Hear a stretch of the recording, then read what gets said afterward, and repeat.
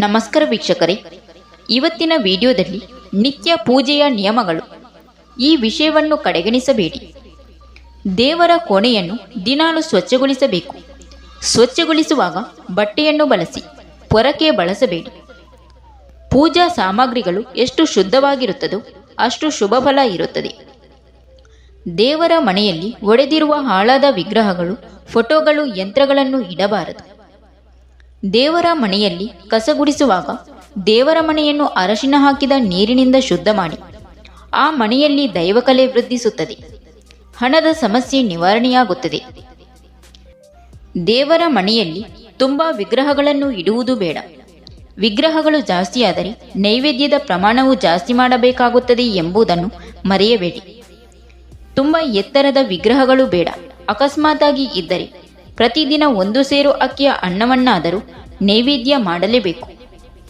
ಪ್ರತಿ ಅಮಾವಾಸ್ಯೆ ಮತ್ತು ಹುಣ್ಣಿಮೆಯ ಮರುದಿನ ದೇವರ ವಿಗ್ರಹಗಳನ್ನು ಅರಶಿನದ ನೀರಿನಿಂದ ಶುದ್ಧ ಮಾಡಿ.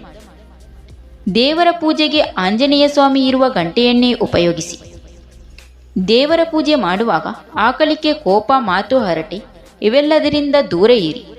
ಶ್ರದ್ಧಾ ಭಕ್ತಿಯಿಂದ ಮಾಡುವ ಪೂಜೆಯಿಂದ ಮಾತ್ರ ಸಂಪೂರ್ಣ ಫಲ ಸಿಗುತ್ತದೆ. ದೇವರ ಪೂಜೆಯ ಸಮಯದಲ್ಲಿ ಪುರುಷರು ಶಲ್ಯವನ್ನು ಧರಿಸಬೇಕು.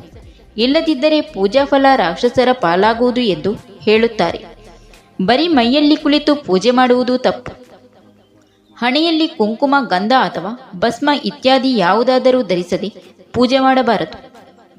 ದೇವರ ನೈವೇದ್ಯ ಮಾಡುವಾಗ ವೀಳ್ಯದೆಲೆ, ಅಡಿಕೆ, ತಾಂಬೂಲ ಇಲ್ಲದ ನೈವೇದ್ಯ ಫಲ ಕೊಡುವುದಿಲ್ಲ. ಇದರ ಜೊತೆಯಲ್ಲಿ ನೈವೇದ್ಯ ಮಾಡುವಾಗ ತುಳಸಿ ಪತ್ರೆ ಬಳಸಬೇಕು. ದೇವರ ಮನೆಯಲ್ಲಿ 2 ಜೋಡಿ ಚಿಕ್ಕ ದೀಪಗಳನ್ನು ಉರಿಸಬೇಕು. ಒಂಟಿ ದೀಪ ಉರಿಸಬಾರದು. ಮನೆಯ ಹೊಸ್ತಿಲನ್ನು ಪೊರಕೆಯಿಂದ ಗುಡಿಸಬೇಡಿ. ಹೊಸ್ತಿಲಲ್ಲಿ ಮಹಾಲಕ್ಷ್ಮಿ ಸಾನ್ನಿಧ್ಯ ಇರುತ್ತದೆ. ಚಾಪೆ ಅಥವಾ ಮನೆ ಮೇಲೆ ಕುಳಿತು ಪೂಜೆಯನ್ನು ಮಾಡಬೇಕು. ನೆಲದ ಮೇಲೆ ನೇರವಾಗಿ ಕುಳಿತು ಪೂಜಿಸಬಾರದು. ಪೂಜಾ ಸಮಯದಲ್ಲಿ ಮನಸ್ಸನ್ನು ಶಾಂತವಾಗಿ ಇರಿಸಿಕೊಳ್ಳಬೇಕು. ಧ್ಯಾನ, ಮಾನಸಿಕ ಆರೋಗ್ಯ ಮುಖ್ಯ. ದೇವರಿಗೆ ಭಕ್ತಿಯಿಂದ, ಪ್ರೀತಿಯಿಂದ, ತಾಳ್ಮೆಯಿಂದ ಪೂಜೆ ಮಾಡುವುದು ಸಕಾರಾತ್ಮಕ ಫಲ ನೀಡುತ್ತದೆ. ಪೂಜೆಯ ನಂತರ ಕೈಗಳಲ್ಲಿ ಹೂವು, ಅಕ್ಷತೆ, ಪ್ರಸಾದ ಸ್ವೀಕರಿಸಬೇಕು. ಯಾವುದೇ ತಪ್ಪಾಗಿದ್ದರೆ ಕ್ಷಮೆಯಾಚಿಸಬೇಕು ಮತ್ತು ಪೂಜೆಯನ್ನು ಸಾಧ್ಯವಾದಷ್ಟು ನಿಯಮಿತವಾಗಿ ಮಾಡಬೇಕು. ಸಂಜೆ ಪೂಜೆ ಮುನ್ನ ಪುನಃ ಸ್ನಾನ ಮಾಡುವುದು ಉತ್ತಮ. ಸಂಜೆಯ ವೇಳೆಯಲ್ಲಿ ಶಂಖ, ಗಂಟೆ ಬಾರಿಸುವುದು ಉತ್ತಮ. ಸೂರ್ಯಾಸ್ತದ ನಂತರ ತುಳಸಿ ಎಲೆಗಳನ್ನು ಬಳಸಬಾರದು.